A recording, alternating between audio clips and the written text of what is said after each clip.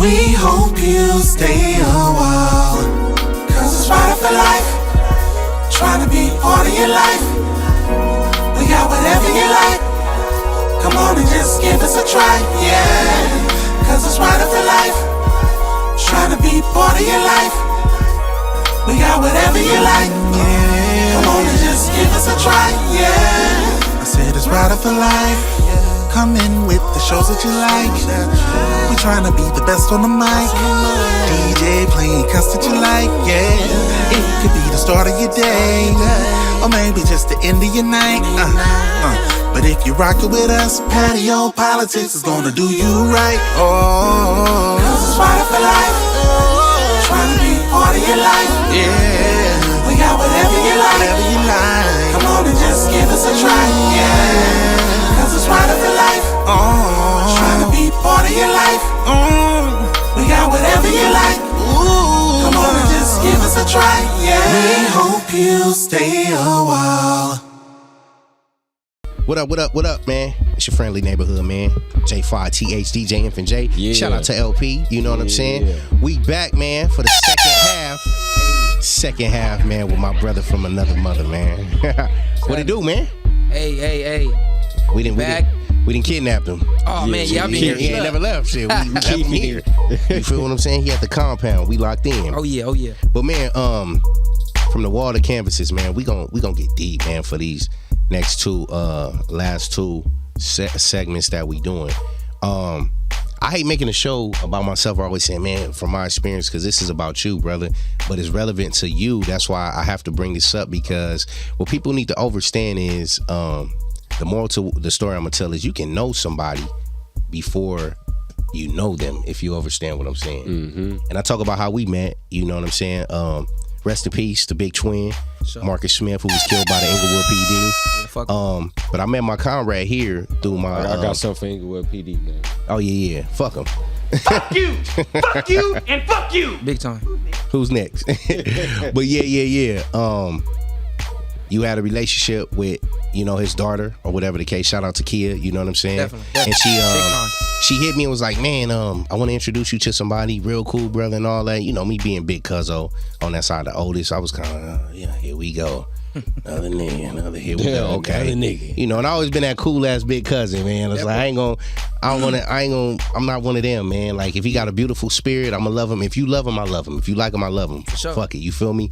You know what I'm saying? She brought you to the 7th on Broadway on the east side, man. We got the politicking, and it was just something about your spirit, man, that just spoke to me. And we talked for about 2 to 3 hours. Yeah. And everything. Chopped it up. And we was talking about the movies and all that shit.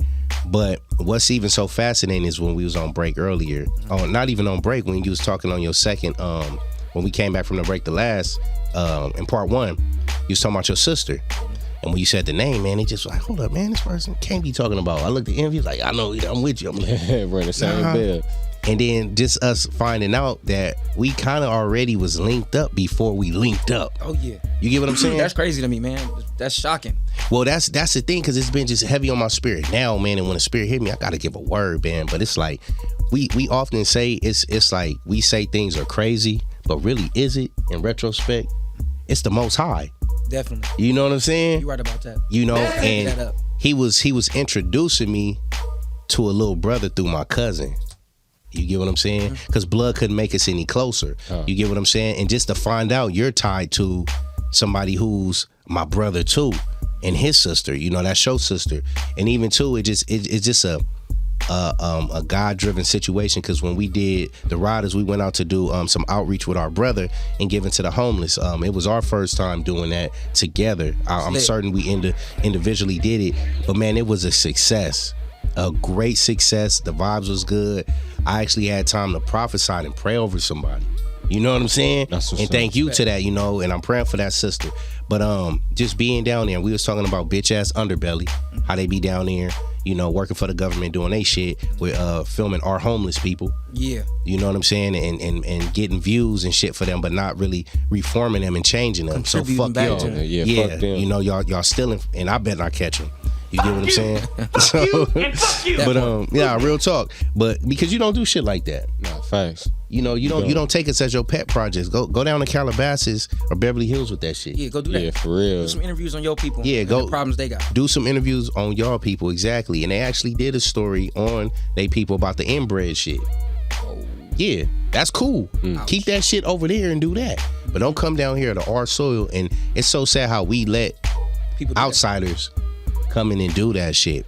But when I was just down there and we was giving away food and pizza, man, I was kind of scanning, you know, just checking out my riders, you know, because me being a leader and a big brother to them all, I got to check everybody's temperature to make sure they're good. Man. You know, a few spirit was good. A few was kind of like, I'm here because I got to be here. Mm-hmm. But let me, you know, I don't want to hug. I don't know if I want to. Mm-hmm. And, you know, I'm like, they people just like us. Mm-hmm. They got spirits. Yeah, they definitely do. And they feel it.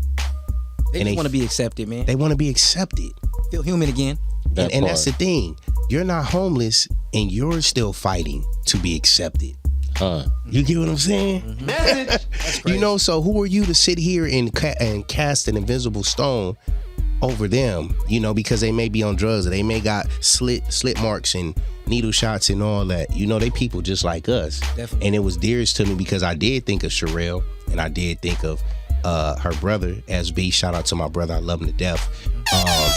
In that situation, you know what I'm saying? And just what is your intake on that, man? Just as the black families and community, when it comes to mental illnesses, like how do you think we should go about making change of that? Because it's so heavy in us, man. Yeah. Like what do you think we should do to go about making that change? You think it may be the drugs or what type of things do you think help move forward in changing that?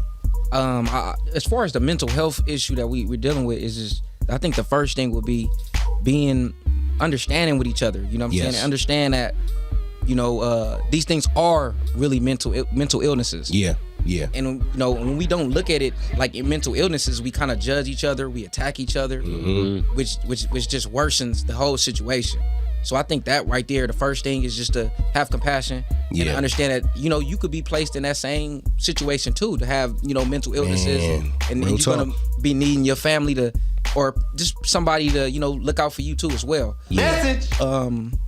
That's number one. Drugs for sure is I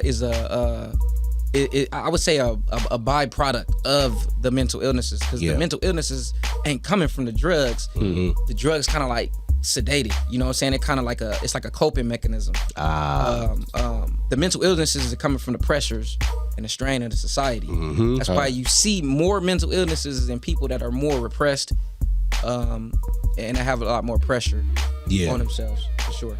And I think a lot of people don't understand too, man, that people who haven't been through a state of depression or that shit, people always look at it and be like, man, they would get over it or they just tripping. Nah, they not tripping. They really going through some shit psychologically that you can't wrestle with. And it's like sometimes our own people can be the drug and the problem that sedate them into believing it's not nothing when it's really something. You get what I'm saying? Damn, I can see that too, yeah. Nah, so it's like we as leaders, man, we have to do something about it. You know what I'm saying? And a lot of our shit don't have to be televised, man, because the shit is heavy. I think our parents, you know, need to be held accountable for the shit that they was doing. Because a mental illness can also bring forth the fact they're not being honest and transparent with us. You get what I'm saying? If you was on drugs and doing this shit and that, like, let me know what the fuck I'm being born into. Don't just that part. So I can know. Because I didn't ask for this.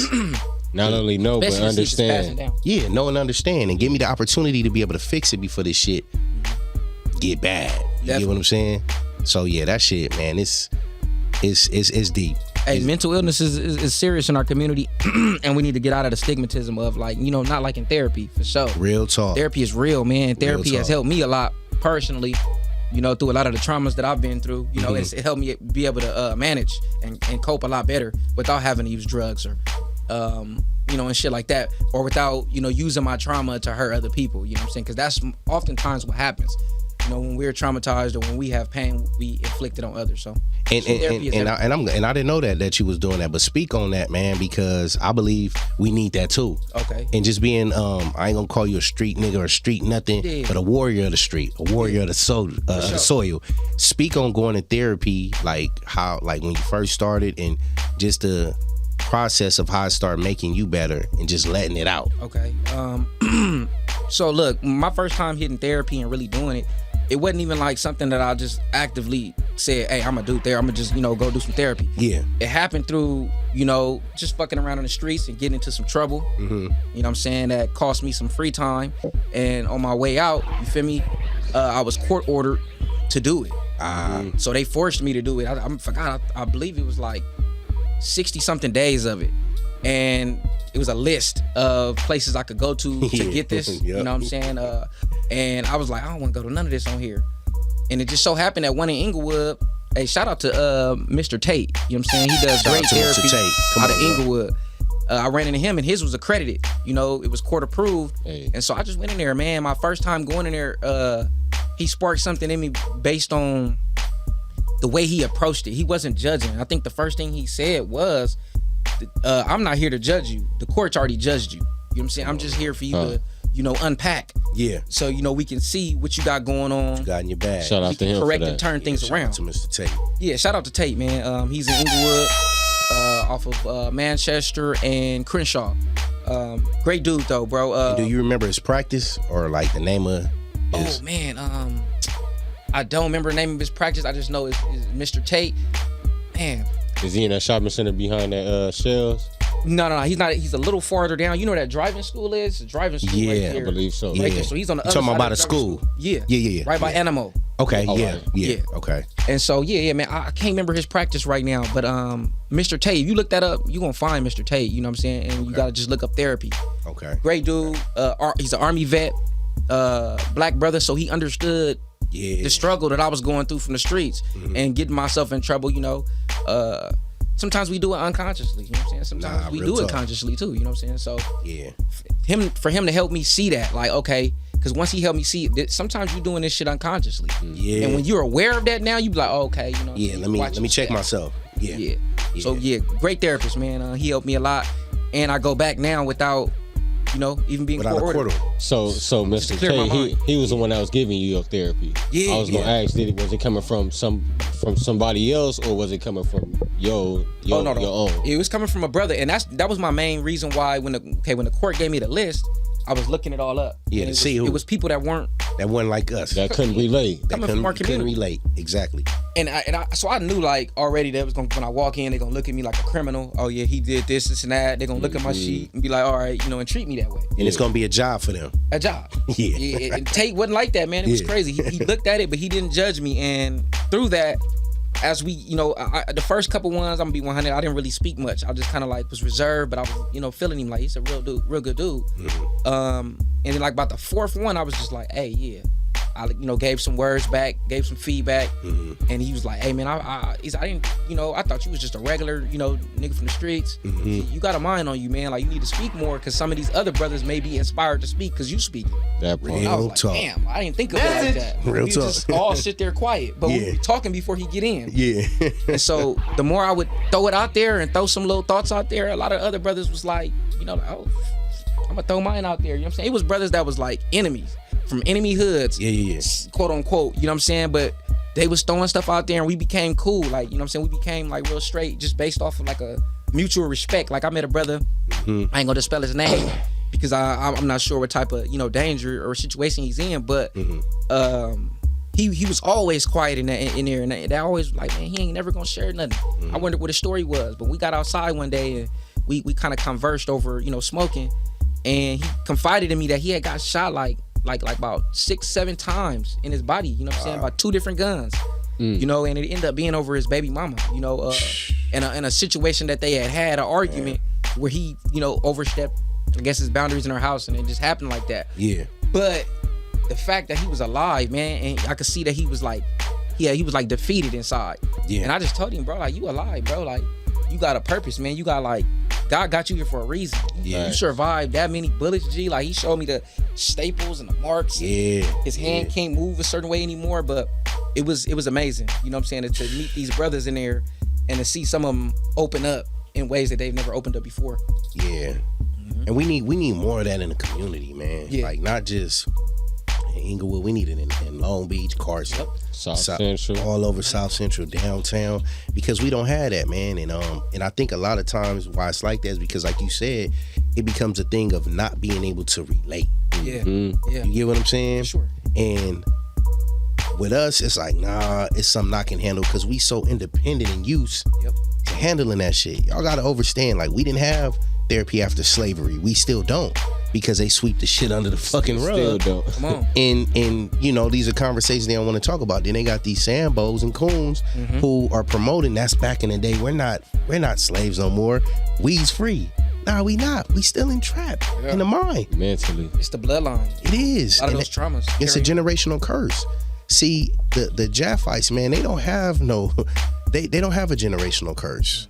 You know, they are the curse. When you the curse, can't you know what I'm saying? That part. When you are the cancer, when you are the disease, it's nothing else that can go. The only thing that's gonna get rid of that disease is a cure. Yep. You get what I'm saying? And we are that. I definitely feel we are here. You get what I'm saying? And I had to do that too, based on court. Okay, therapy, yeah. Go to therapy, and I did. Shout out to the therapy spot in Watts. I don't know that name, but brother Kasima. Kasima, shout out to Kasima. He was my therapist.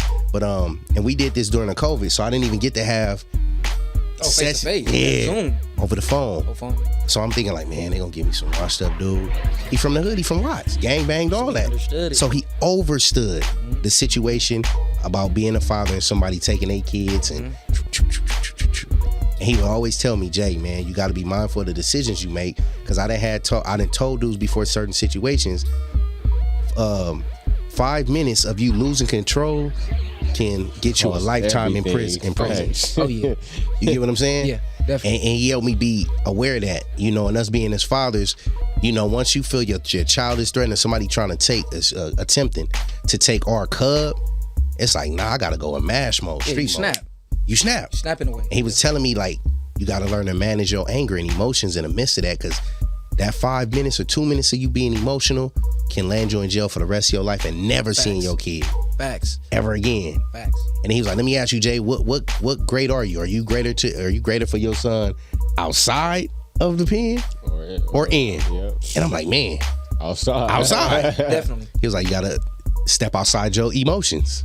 Facts. You definitely do. It's that impulsive nature. It is. Yeah. It is. That I learned in my therapy. It's the impulsive nature, and it's back to what we were talking about earlier as far as the feminine nature that we've been that we've adopted through single parent households. Yes. You know what I'm saying? And that's where the impulse comes from. Yeah. Out of that being too in your emotions, man. That's true. So why do y'all think it is that or what is it y'all think a lot of men that operate in that off that feminine side, like that don't realize it? What is it that they can do? Or do you think it's the people around them that gotta like point that out and be like, hey my nigga, you gotta I believe it's learned behavior. learn behavior? That's it. I That's mean, why we do it it unconsciously. I'm saying like for us that, you feel me, that see it as far as pointed out for somebody who is operating in their emotions. 'Cause you might point that out and somebody might be like, hey, come on my nigga, like Take it as a yeah, shot, so huh? they might take it as a shot. Yeah. And meeting them where they are. Meaning what they are. Yes. Hey, Shout out to God King Ken, and he told me about that. Meet people where they are. And Rider. y'all know, like, you'll see somebody mad dogging you and all that. How you doing, black man? That whole thing is different now. Yeah, they change, yeah. Changes. Opposed to us just looking at each other because somebody some waiting on what's up. somebody to say, what's up, nigga, where you from? Then now it's on. Like, but if you hear somebody with that, man, God bless you, brother, how you doing? You know what I'm saying? They whole shit change. You met them where they are and took a step above them, and you brought them to where you are now. You met them where they are and turned them around. Like, hey, my nigga, Yeah. walk with me. And I know even for you, Tay, it's difficult, man, to do that. Oh yeah. I know. It'd be hard, you know, especially when you like, you know, kind of like, man, especially when you like, you know, out in the world and, you know, coming from where I'm coming from and the brothers that I grew up with, they don't really see that as, you know, that like shit, somebody mean mugging you, nigga. Yeah. What's happening? You know Yeah, what I'm saying? Go what's show them happening? where you coming from. You know what I'm saying? And you know, I respect it because I, you know, like the first half of my life was based on showing motherfuckers where we coming from and where I'm coming from. But Yeah. I don't know. The older I get, you know, like you were saying, 5 minutes can land you in jail. Man. So the older I get, I start to realize, like, shit, is it really worth showing a motherfucker where you come from? Exactly. That part. I'm saying, like, especially all these cameras they got out here now, and it's not the same world, man. And I believe that's the maturity in you, though. You get what I'm saying? Facts. It's the Facts. maturity. And remember, I texted you this a long time ago. When you a God body and you a God man, you gotta walk in that power and that purpose. Certain shit, we gotta just look at it and be like, man, that's beneath me. Why am I even?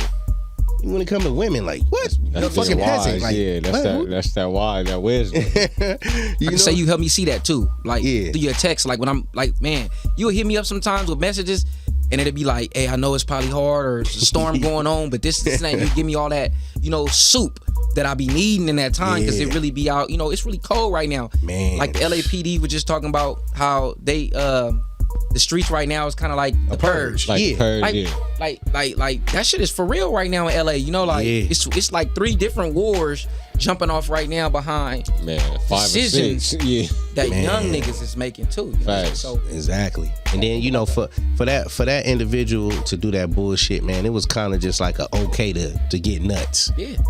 Why would you advocate that bullshit? You know what I'm saying? Yeah. And then telling out of towners don't come because we get busy, but it's like, man, like come on. You know what I'm saying? Mm-hmm. And I think too, man, we just lack a lot of leadership out here, man. That part. What people don't understand with a lot of times with leadership, it comes sacrifice. And when you're in the forefront, you got to be ready to sacrifice your life. Huey P was like that. Yes. You know what I'm saying? Fred Hampton was like that and everything. And it's like, it's to a point now, when is enough?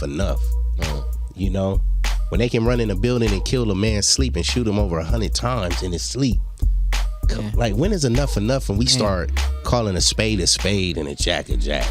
Right. You know what I'm saying? That part. When is enough when an NBA player in the middle of the game, no plan because you got Sambos that'll run and tell Massa, hey, they planning a march or they planning the trip on the game. So they can come in before we put on our uniform and say, hey, Y'all not doing hey, let's talk. What y'all want to talk about? Nah, in the middle of the game, while the crowd is cheering and it's on national TV, just take the ball, throw that motherfucker, take your jersey off. Kick I got your attention now? Nosebleed. Yeah. It for sure had his attention. You know what I'm saying? That remind me of Russell Crowe. Yeah. Are you not entertained? Are you? Feel me? Nah, real talk. Let's talk now, and not on y'all terms, but on our terms though. Yeah, definitely. You get what I'm saying? And we need to do. Hey, and that's a big point. We need to make sure that we do all these talks, and our issues need to be addressed amongst us. Amongst our us. hands and amongst us. Yeah. Keep our house, our nation's business between us. But like how they do ours. See, yeah, but they get these Sambos platforms and for sure. to tell, and because they getting views and all that, people don't know they really telling. They don't know. They talking too much. It's a new form of currency, man. Yeah. Hey, you know what? I was watching an interview. It touches on what you was talking about by Iyanla Vanzant. She does Fix My Life, right? Ayala. Yeah. And she said something in there that was important. But she was addressing black women, but I just took it as our whole culture. Yeah, real She talk. said that people are being incentivized for immorally corrupt behavior. Wow. And what you were just saying right now is like we need to be the ones that's in control of our message because right now they're raising up Sambos and bootlickers to be the faces. Man, they are. We got to be able to honor the worthy in our own community. Yeah, never before, man. And I was looking at that from a specific individual we was talking about earlier, saying fuck this, fuck that. I'm like, damn, the Italians won't allow that to happen. Person won't be able to step outside that station talking like that.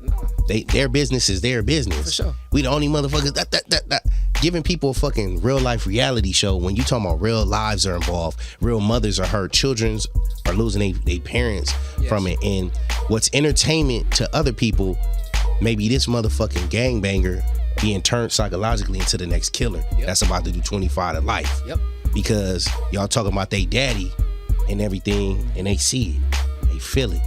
They feel it. Then we can correct it. Yeah. That's the only way we be able to do it. Not making the like you were saying, the Italians, right? Yeah. I'm gonna touch on that because it ties into this. Yeah. So with the Italians, and the reason why they don't allow that to happen is because you see the gangster movies that came out from Hollywood from them, it explains it in the movie. Yeah. And they wanted to cast Italians and make Italians do whatever they wanted them to do on a camera. A lot of the mafia bosses, and they called a shot. Yeah. Hey, you send them a message. Yeah. And when he got the send message, him a message, all right, we're gonna let the Italians have an Italian director and Italian writers. Real And that's talk. what happened with The Godfather and Yep. John Hell, Gotti, 1996, and all that, Yep. those movies. Yep. They was directed, written, and all that by their own community. Exactly. So when their definition of a gangster ain't even our definition of a gangster Hell of what's no. going on out here right now. Real you know what I'm talk. saying? Like our definition of a gangster would be outside all day on the corner doing all type of drugs. Yeah. Hold Hold the block down. Hold the block down, tearing up the community. Killing our own people. Because they've put that out there as our image of what our community's gangster is. Yeah. But I'm telling you, the Italians, man, they control it. So their gangster is really being a family man. And their entire family looking out for each other. Looking out for each other. Not cheating on your wife. Not cheating on each other. Your wife ain't fucking your homeboys. That like part. all that shit is Structure. out. Man. Yeah. But you see how broken we are though. Yes, sir. Because that's how much they done broke us us. down. Yes, sir. They done broke us. You get what I'm saying? If I go to an island right now, AR-15s, guns and shit they ain't never seen, they just got all that, and you know they living off land, and I got enough people to control that land, and I'm teaching them a language. I'm raping their women. Mm-hmm. I'm doing all this and that, and now I named the island J5th. Come on, man. Patio PolitiCz, man. We here with Tayy, man. We got another segment. We gonna get deeper than that, y'all. Yeah. Let's get it.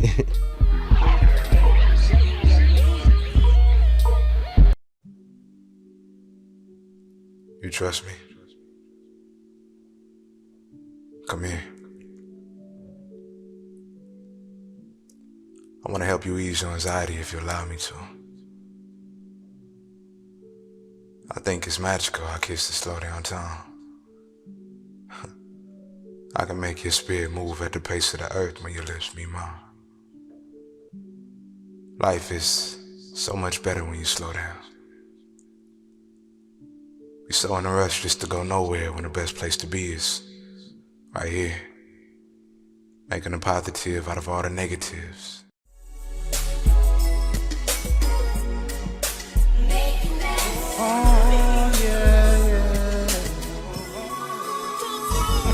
All smiles, no trouble. If you rollin' with me, ain't no nigga like me. I'ma show you, baby. I'ma make you mine. All smiles, no trouble. If you rollin' with me. So, Ejima, tell us about your experience. My experience here is wonderful. Cut. You came right in and nailed it. You're amazing. They're amazing. Are those real? No, I'm gonna give their ass a piece of my mind as soon as I go in there. Ashe, queen, ashe. Hi, I'm Ejima. You must be Lil Dick, huh? Remember Consuelo? Who? Foreign state student who stayed with me for like 4 years. He asked me to dance. I said no. He said yes. I said no. He said yes. I have an audition tomorrow and I was hoping you can possibly help me go over my lines. Still smoking now? No, this ain't for me. It's for my friend. You remember Courtney from school? Everybody call me Mister, but you can call me Man. Man? Yeah, last name Bingo. I don't know about y'all, but I love my city. I wouldn't leave it for nothing in the world. And I'm still the same old Ujima. I gotta get my shit together and together fast. Calm and strategic is your fucking job. Retribution is mine, nigga. I know about what it is you guys do. The council.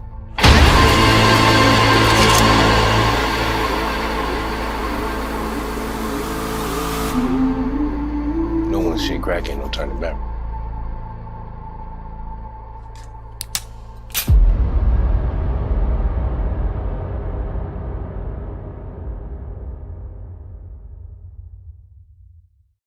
My mom passed away when I was 14, so I ended up getting like 4 other moms. And you know, I took from each one, and as I saw their characters, it taught me how to grow into a woman. The biggest obstacle and challenge that I faced along the way is self-sabotage. I'm constantly growing. I've made mistakes. I've made things that I've had to go back and correct. That's all part of the process. Because of my dark skin and my thick thighs and my big booty. For a long time, I fed into what Hollywood or America said that I wasn't. I hate people say that you're not gonna do that, you're not gonna be able to make it, you're not good enough. That inspires me.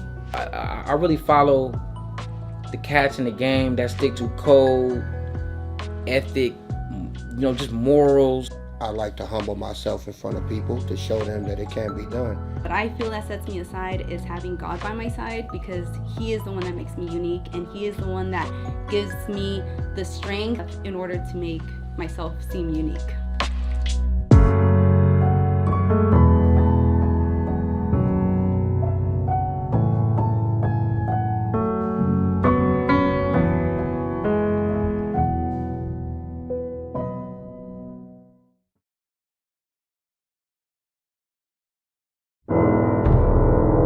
Word on the street is you the man. And I ain't talking about no music.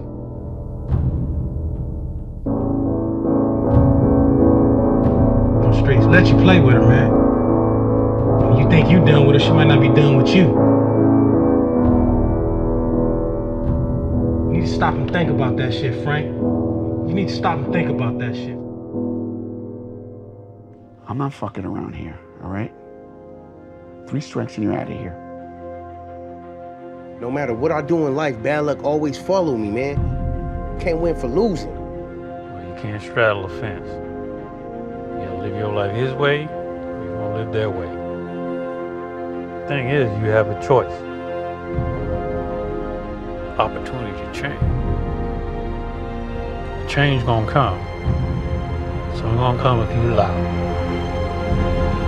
Are you ready to be great? I was born to be more than just a gang member. Is you Frank Blue? Them streets don't love you no more. You're thinking about the last time you were home, huh? Out of my house in the next 2 minutes! And that's why this go around, that's on everything I love. I ain't gonna do nothing stupid to go back. That's my word. Streets don't love you no more. Just left locked I up. just really want to see. Down in the pen, Lord gave I ain't trying to miss out. for me to do it all again. How does he make you feel? Once for me, you see, I live Like love is real. crippin' hard streets, knew I How was do I talk to nice. him? Dice game, Like shoot 'em you talking to up, me? thinking lame on sight. Off brands got it too. Yeah, he Bang, gonna listen. bang every night, kick in the doorway. Might be talking to you right now. All you heard was dirt don't gun, love you no more. Red every block and shot for. Yeah. Them streets don't love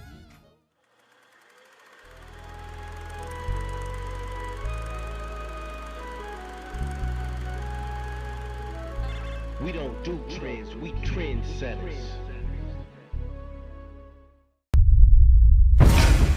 We don't like Christians and what they stand for, so our purpose is simple. Go to every church and eliminate the real Christians. Or in other words, eliminate people that love the Lord.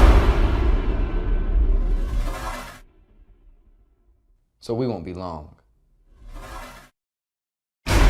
Truly believe in God.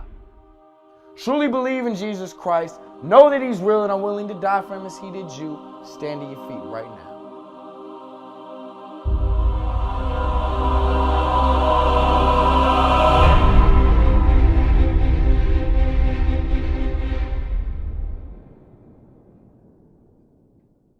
It's the Patio PolitiCz. Yes, got yes, J yes. Fifth. Yes, yes. What up, Got what up? my brother, my king brother Tayy up in the building. Hey, what's Yes, happening? yes. What's happening? Runaway Yeah. slaves, man. Yeah. That's a new camp, man. Runaway slaves. You heard me? Rebels in this mother.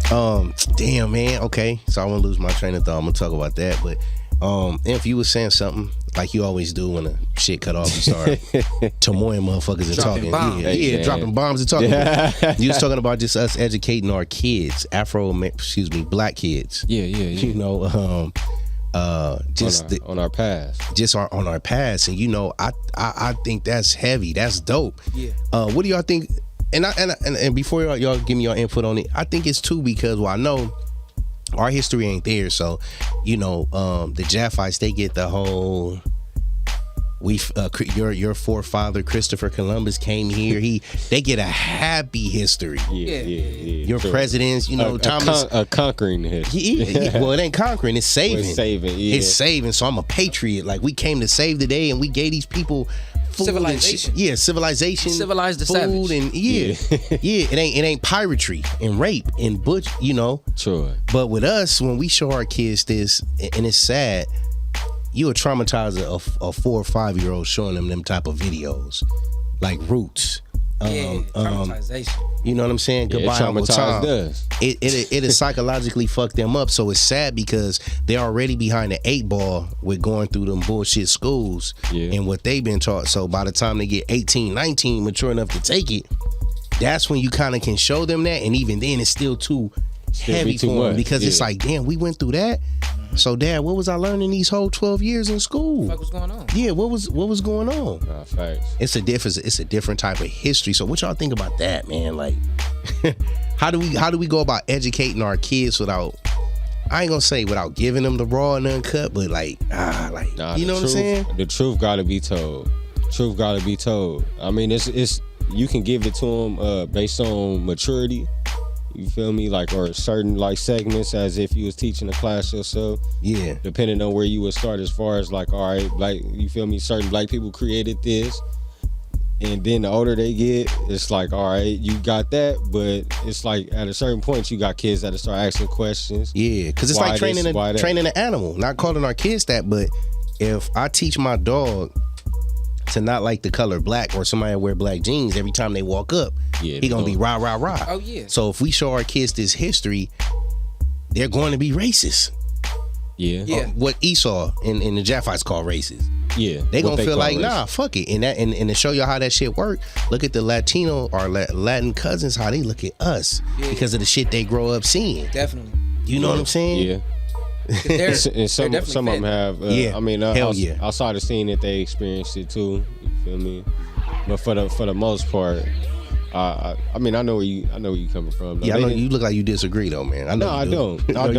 because you feel me. You got some fools out here. You got some niggas that done did wrong, and for them, it's like if they family done seen or experienced they family going through something the same way we done got banged on, or you feel me, or our little cousin that got banged on, and we like, all right, we gotta go talk to this nigga. We gotta go press whoever banged on our family. Y'all think it's a situation like of the bully, the person who the bully becoming the bully, like how we were bullied in this country by the Japhites, and then we see the Latinos now. It's like, nah, we mashing on y'all. Yeah. You get what I'm saying? Yeah. And then also too on the flip side. Yeah. No, give me that. Yeah. I think they we do that for sure. Yeah. But I also think that they because we're gonna hold them accountable too though. Yeah, we gotta hold them accountable because we are. I'll say this, man. A lot of them brothers, they fuck with our culture within the same way that white culture fucks with our culture. Because like I just remember coming up right in school, and I remember having riots, you know, with the Hispanics. And I know y'all generation was heavy on the riots. Right. Yeah. It was exploding. And it was. I remember the racial slurs they would call us, and it wasn't like how white folk, you know, you nigger. It was more so like, hey, but your people were slaves, you know, and they would laugh at that. You guys were slaves, you know. Wow. And so it was real. We wasn't just out there fighting for the fun of that shit. I remember the little slurs that they would use and say. But as we, you know, fast forward to 2021, when we see like the culture that they've adopted is like, you know, the hairlines and they're starting to look more like us. Yeah. You know what I'm saying? So it's kind of like we're dealing with another extension of white culture, but like you said, they've been brainwashed with that same shit too. So that's real. You know, end of the day, I feel like, you know, the Hispanics outside of this propagandized system, they are our brothers though. You know what I'm saying? They are our distant cousins. And down in Mexico, when I went down there, actually, I found out that they look more like us. So it's like, it's crazy. A lot of indigenous, Hispanics, and they some darker than me. So understanding that was crazy too, man. You know, they really are our family, and we got to get that in order first. Only way we gonna get that in order is we gotta get ourselves in order first. Yeah, we get ourselves in order, and we understand our prejudices that we've learned. Yes. And then, you know, we can also, you know, Do y'all think we can't fix nobody else's backyard until we clean off? Do y'all think this gumbo pot of all these, like this, every culture that's in the city is like, it's hard, make it hard for them to understand us to a sense, or do y'all think that everybody already understand where we at for the most part, or how we feel as far as how we been treated? It's two ways. Yeah. Two ways, because I said like this. They don't understand us truly. Because, you know, there's a there's a separation. Yeah. But I believe they do understand us through the way we are portrayed through media, propaganda, through the image of Hollywood, rap, hip hop. Yep. So I believe that they do create. I mean, it's natural. It's human nature to do that. To create a generalization of what you see of the image displayed. So for sure. Yeah. And let me intricate. Let me we still on a serious thing, but let me jump subject. I'm gonna say a name to y'all, and y'all first thing that come to mind, both of y'all. Edgar J. Hoover. COINTELPRO. Gay. No disrespect, you know what I'm saying, to that community, but that's what he was. With all, and I'm gonna set this straight. With all due, I'm gonna set this straight with that, man, because we ain't gotta. Yeah, with all due respect, like because I'm gonna have some homosexuals come on the show. Sure. I got love for them. I don't have no hatred with you because you open, you do what you do. But when you in the closet, then that's when no. We ain't doing no closet business. Yeah, nah. He was in the closet, and we not doing no gay males. Hating straight males. Yeah, we not doing that. None of that, man. We not doing that. Ain't no bashing on all fronts. Fuck him. No, he was a gangster too. So I was gonna ask you, what's your stance on him? Because you said you feel me, you spoke him up. Just in terms when we was just talking about gangsters and how our culture may think we gangster. No, gangsters when you take a whole fucking nation of people or a real what they call gang now, and you throw dope on their ass, and they all dope heads, so you bring up the wages for work reform, and now they all got jobs. When you split a whole like asset and something as powerful as the Black Panthers like that, which he did. Come on, man, you are a gangster. You diabolical. Yeah, definitely. And what a lot of people don't know about Edgar J. Hoover is he never held a gun before. He never shot a pistol. He never was in the field. I believe it. He never was in the field. All behind the scenes. That's crazy, man. And he's one of the minds that started the feds. Started that. That's crazy. Now he didn't start the feds. He got in. And he the one that put the light on the Panthers. Okay. He made them. He turned the focus. Public enemy number one. Yep. That's crazy. Let's get the dope from Cuba. Let's do all that, and we're gonna drop it right here. Right there. Right there. All over. Hey, you know what? Look, with that too, that's where I want our people. Hollywood too. That's why, Hollywood too for sure, and that's why I want our people to, just put our foot down, because this shit true, man. You know what I'm saying? Them people dropping off cocaine and dropping off guns and sponsoring and hyping wars. Yeah, there's stuff going on today. You know what I'm saying? All that COINTELPRO tactic is still going on. So we gotta really bite down and address that. And for a lot of people who sit back and just like, all right, they did that shit, you gotta ask why. What's their reasoning for doing majority of the shit in history?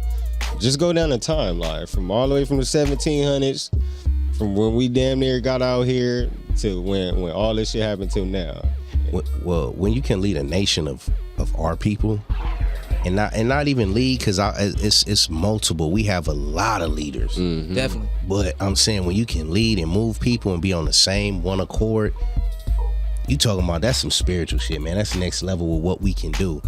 They mark you out because they already did studies. If this nigga get this much power, it's a wrap.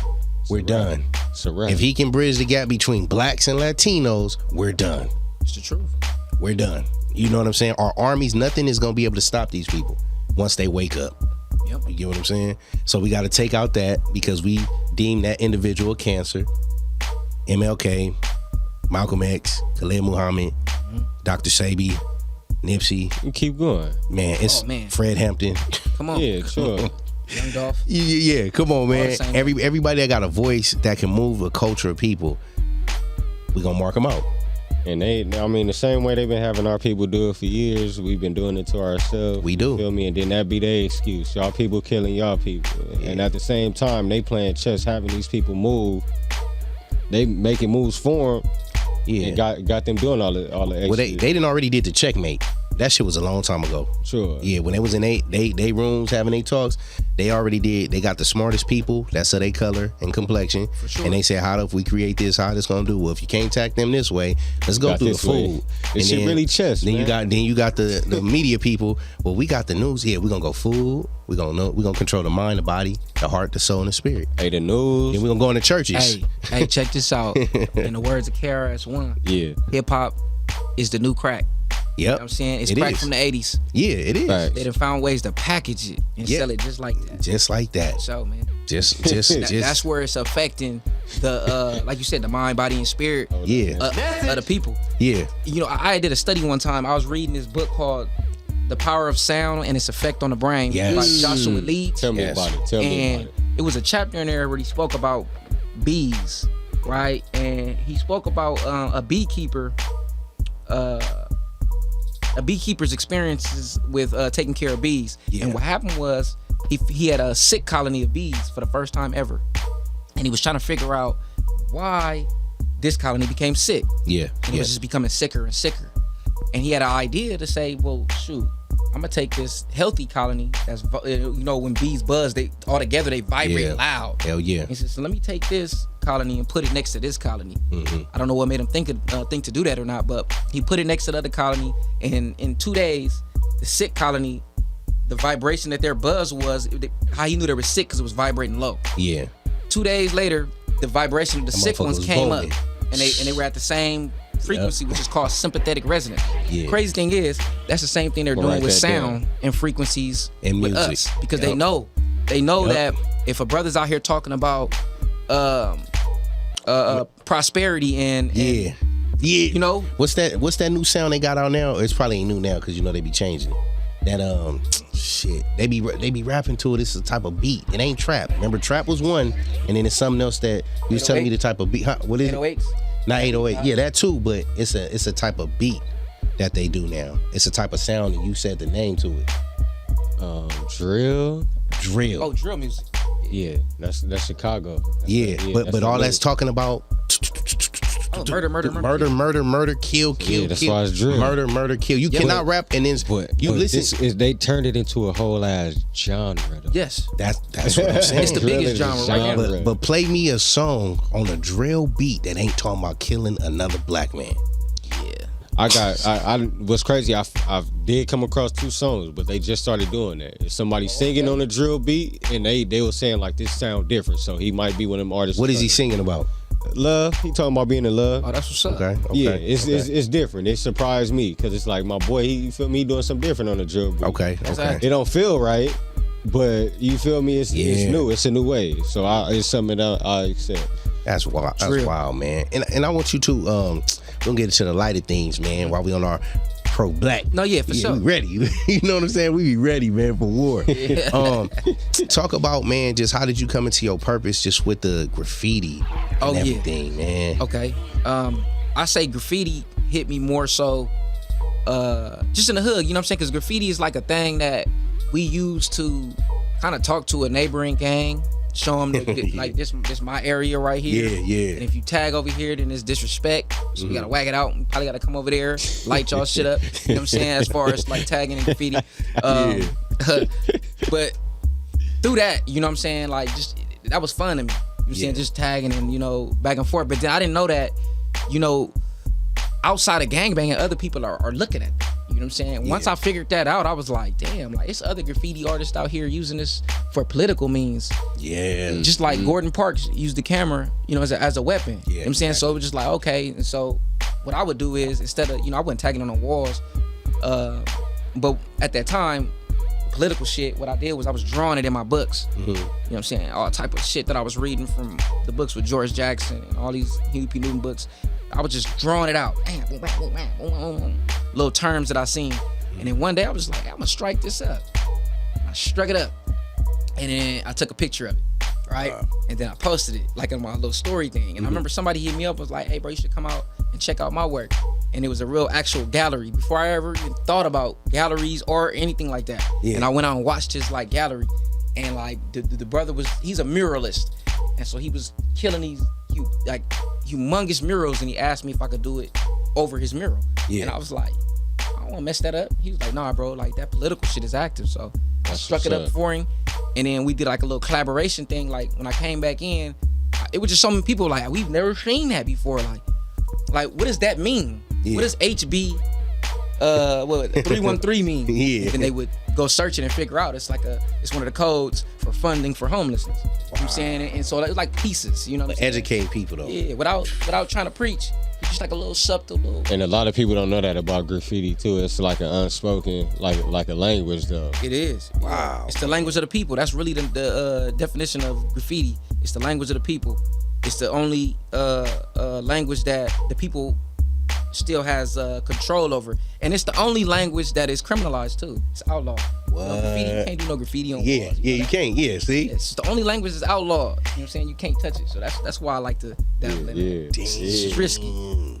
So are you working on a piece now, or like do you ever plan to do like something like a piece tape, like a mixtape, or something like how are you doing with the creativity now with it though? With the graffiti. Yeah. I say this. I got 2 projects coming out, and I ain't gonna dispel too much, but I'm gonna say this. One of them is 18 pages and it's based on Christopher Dorner. Yeah. And it's 18-page manifesto. Yeah. Right? And then the other one is based on the pornography industry. Gotcha. And I'll give a little insight on that one. It's basically got all like all the old porn magazines, black porn magazines for sure. You know that we used to have back in the day. Yeah. You know, torn up and put together on canvases and in special ways and with paint and with graffiti.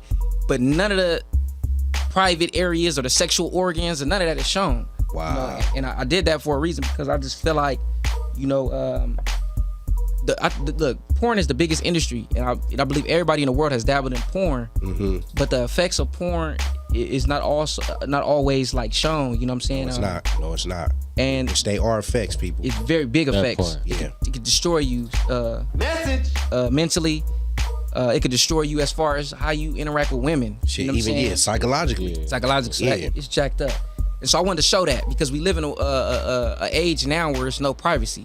Yeah. And so everybody's just exposing shit, like putting out sex videos online for people to see, and it's OnlyFans, and you got all this, you know, Instagram is, you can see titties and ass everywhere. Mm-hmm. So I decided to like take that privacy and give it back to those people, you know what I'm saying, that exploited themselves or were exploited. That's gonna be dope as fuck, dude. Yeah. Just give a different My boy said take that privacy and give it back. That was a bar. Now I want you to, man, just talk to the people, man. Share that story. This is what we talk about, the becoming. Now, because I believe the Most High then placed you on the canvas as artwork for the world to see. And the thing is, your canvas, everybody, I feel, their life as their temple is a canvas within itself. And we all have different shape sizes on our canvas. Hell yeah. He's still making yours. Oh yeah, man. As you described, right? So talk about this part of your canvas where the angel approached you on the bus stop. Oh man, yeah. Anytime somebody bring that up, I get immediate chills. Yeah. So basically, man, me and my homeboy was catching trains back in the day. Man, we wasn't paying for no tickets. You know, we was just shout out to the Blue Line, man. Burnt out shit. And in that one night, we just got stuck. We couldn't make it back to the train at the Union Station downtown LA. And we got stuck. It was just like, hey, ain't no more trains until nigga know what that's like. 10 in the morning. So what y'all gonna do?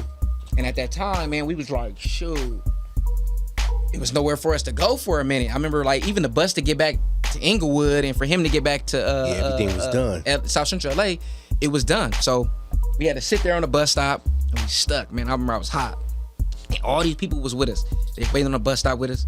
And I remember this homeless guy walks up out of nowhere and he sits down on a bus, the bench. Mm-hmm. And I just remember like everybody got up immediately. It was like, man, not even a second he sat down. And it was talking about how he stank and how he needed to move. And, you know, he didn't need to be sitting on the bus stop. Yeah. And I mean, I smelt him. And I thought the same things that they thought, you know what I'm saying, to keep it 100. Yeah. But I didn't say it because I saw how he reacted to the way that they was getting at him. Yeah. And I started to feel bad, like, damn, like I do feel that, but damn, it ain't that serious. You feel me saying? Like, and so I said, you know what? Like, if y'all don't like him sitting here, you know what I'm saying? Y'all move. You feel me? Like, and so my homeboy looked at me like, bro, nah, like he stank, bro. Like, we waiting on the bus. He ain't waiting on the bus. Yeah. And I looked at him like, nah, bro, we can't go along with these people. And he looked at me like, you right, bro. For sure. Yeah. Like he seen it right then. He seen the clarity and was like, for sure. And so me and him both stood on it. Everybody just said, well, all right, well, we gonna move. And they went straight down, a little farther down. And he stayed here. And I mean, he didn't say a word when they was getting on him at all. But when they moved, it's like he started to like under his breath talk. And I wasn't that far from him, bro. It had to be like where you at. Mm-hmm. And I could hear some of the stuff he was saying. Like it was like he was disgruntled with life. Like you know, like saying things that he used to do. But then he was like, you know, it's not supposed to be like this. He kept saying it's not supposed to be like this. It's not supposed to be like this. And one of them times, I just agreed with him. I said, you right. It ain't supposed to be like this. And I feel you, bro. And he looked up at me, but never opened his eyes. Just his head tilted up at me. And he was like, yeah. And he started to explain things, just like from the Bible, man. Like, but the way he explained it, I had never heard it in my life. You know what I'm saying? He started giving me terms to go home and study. I'm looking at this dude like, what in the world? Like, you know, as he keeps talking, and then I just remember the bus didn't come, so the people got mad, and this guy said, y'all gotta go catch the bus off Broadway.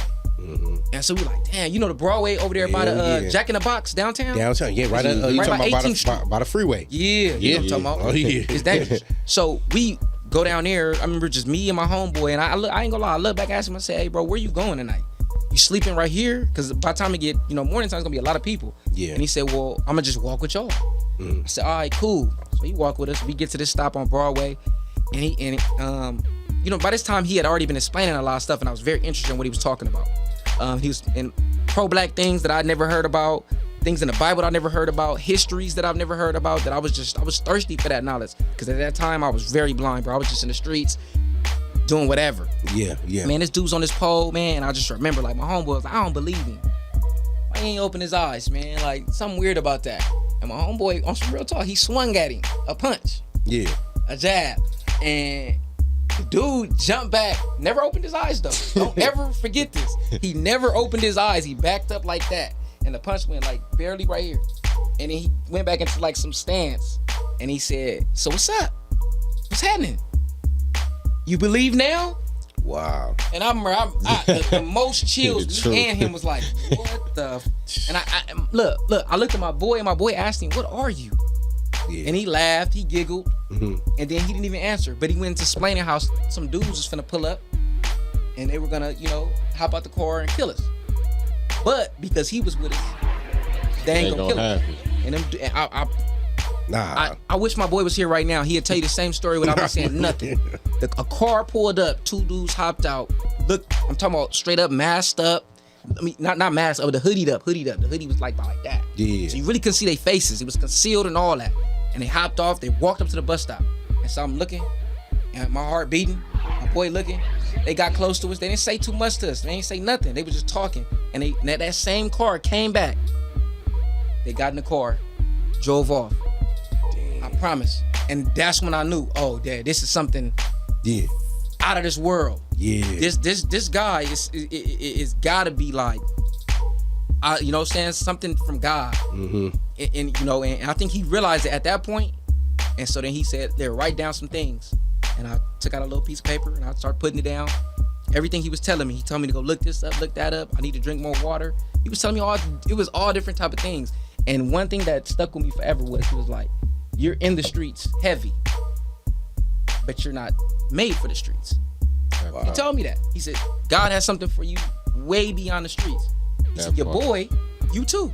He said, you stick close to your boy and you guys are gonna see amazing things. He said, so just remember this. He said, because you only see me one more time after this. He told me that. I was like, man, I ain't think nothing about it. I was like, although he blew my mind, I ain't think about seeing him. We get on this bus, we get to Inglewood, I hop off, I tell him bye. He laughing on the back of the bus, still never opened his eyes. Remember, by that time I already dropped out of school. I was just in the streets. That's it. Yeah. Man, I checked myself back into school after researching all the stuff that he, you know, I was reading out the paper, typing it in, and figuring these things out. One of the things was Jesus was Horus. That's what he had told me, right? And so I went and found this from that. I went and found this collection called Hidden Colors from Tariq Nasheed, and I sat myself in a room for a month, maybe like a month and some change, with just jugs of water. And I couldn't eat. I just sat there and drank water and just was absorbing documentaries. Yeah. When I finally came back out, my hair was crazy. My mom and sister thought I went crazy. They used to say that. You okay? I think something wrong with my son. And when I told her, I said, I want to go back to school and get my diploma. Straight up like that. And she was like, what? She couldn't believe it. I said, I'm gonna stop hanging out so much too. And when I went back to school, this is what's gonna blow your mind. When I checked in and I went up to the morning side, checked myself all the way in, came back home, and on the day of my first class, in between there, I had already, you know, went to a poetry lounge to try to work on some of the things he put into me. Yeah. So I get on this bus and I'm going to school, and I'll never forget it. Hop on there, I'm chilling. I got my little headphones in, and 5 stops down, that same homeless guy is getting on the bus. This was in Inglewood. I met him in downtown. How could that happen? He's still homeless, still the same, still smell and all that. And he get on a bus and he was laughing, that same laugh that I seen him laugh when he was in. And he walked to the back of the bus and never opened his eyes still. But he knew who I was. He knew. He sat down. It was quiet for a minute. I'm like, damn. Trying to see what he was gonna do, Yeah, and he was like, hey. To this fat dude next to me, he was like, you into the arts? You got any skills? And he said, yeah. He said, let me hear it. And the dude started rapping. Mm-hmm. And then he was like, he tapped my leg. He said, hey, you got any skills? What you do? And I said, well, shoot, I've been writing some poetry. I don't rap. And he was like, let me hear it. And I spit the poetry. Yeah. And he said, you don't remember me? Remember I told you had skills? You had a gift? He said, you unlocked some stuff. Oh, I see you. Wow. He said, you unlocked it. He said, where you going right now? I said, I'm going to adult school right now at Morningside to get my diploma. Yeah. And he said, wow. And he was so happy for me. And it's so crazy. I didn't even get to really talk to him because it was like the next stop was Morningside. And I had to get off. And he told me I'd never see him again that first time. And I've never seen that guy again. That was crazy. Shout out to him, man. Yeah. Wow. Yeah. Changed my life forever, bro. Hearing what he told me just from the outside, man, I just remember like it pierced my spirit. I couldn't unhear. Yeah. These things. The things he said. Yeah, I never had anybody pierce into my soul like that ever. Wow. Ever. Changed me forever, bro. That's because he was an angel, man. Yeah. When I say that, people be like, man, you tripping, bro. Like, nah, it's the truth. Yeah, see, man, people that say they tripping, man, just because they don't believe, man, that's crazy. now, talk before we close. Talk about the acting, man. How you get into the acting, man? Ooh, acting. All right. All right. For one, I never ever in life aspired to be an actor, any of that, man. I just think that. Man, I don't like. My grandma would say it back in the day, like you should do some stuff on TV, and I ain't trying to hear that. Yeah. But I just think it came around when like theater, you know what I'm saying? Like in school, everybody thought it was corny. Yeah. If you in there, no way you could be in this bathroom with us when it's going up and we fighting and we popular. Yeah. And I don't know, something about it that drama teacher was just like, hey, you should really every day. And I'm nah, man. You come on, bro. Nah. And one of them days I just went to watch. Yeah. And I told him, oh, you coming? Nah, I just want to look. Yeah. And he knew. He like, I got him. And I watched and I was just seeing people express themselves in ways I had never seen before. Yeah. And that still didn't make me bite. But I just remember like years later, I would sit in a room as well, and I would watch movies like from Denzel, like The Hurricane. Yeah. The Hurricane. I watched The Hurricane. Movie. Yeah, dope ass movie. Dope ass. Underrated. Underrated as fuck. I watched that movie about like 50, 60 times, no exaggeration. Back when it would go off, I would play it again. Yeah. Go off, play it again. And because the scene where he was in the hole, was one of the most prolific scenes that I ever seen that young. Sir. And I felt Denzel through the screen. Yeah. And that's when I knew like, well, that's kind of like what I want to do in a way. You know what I'm saying? I want to not the acting part. It was just the impact. Yeah. The impact, the way he was able to show you that like what a person goes through in a hole. I don't even think the world knows that. Nah, real talk. But that is vivid. That's it. Yeah. Oh my God, man. No matter how strong you are, it's some shit out here that can, perceive to break you. But to see him go through the breaking and then the evolution. Yeah. And look, it's so much shit in there. Like we talked about books earlier. In that same movie, The Hurricane helped me love books more because he said books, although he was trapped in a cage, all he had to do was read the books and he could travel right outside the prison walls. Wow. That's how I feel about where I come from too. Me too. Yeah. Damn. Yeah. So man, tell us what to expect from our rider, man. Hey man, just expect some more art pieces, some more exhibits. You know what I'm saying? Expect me to be in the hood with my niggas. You know what I'm saying? Because I love my niggas. I love being around my niggas. All walks of life. You know what I'm saying? Expect me to bring it raw because that's what we need. You know what I'm saying? We need that raw reality. Yeah. And then another thing to expect from me is check out the numbers right now on how many cases in Torrance and all of the greater LA that have officers testifying on behalf of defendants. Yes, sir. Because I'm an advocate for that. Over 1,400 cases. The Torrance Police Department is under investigation right now based on emails. Racist emails that have been that have sent people to jail just for their financial gain, even though the person was innocent. So yeah, expect more of that from me, man. Just my art is gonna reflect that. Man, you're gonna have to be a frequent guest, man, because we got a lot more shit to talk about, man, in the soon future. You feel me? Okay. Man, Rider for Life. AA. Yeah. Patio PolitiCz, man. J5TH, DJ Infant J, my rider, my motherfucking brother for life. Hey, it's an honor. It's an honor, man. Shout out to everybody, man. Shout out to Kendon. You know what I'm saying? And shout out to our comrade. Go check out Hands Up, Don't Shoot. Yes, sir. Tyree. Let's talk about shout out to our brothers, man. Tyree, the new age Gordon Parks. Yeah, look at him. See? Shout out JT, man, who saved my life. Nah, man, you saved mine. For being out here. And my boy right here, man, real talk. Like, hey, these people help me stand strong. I don't care what nobody say, man. Hey, man, iron sharpens iron, man. That part. Patio PolitiCz, man. Yes, sir. Peace.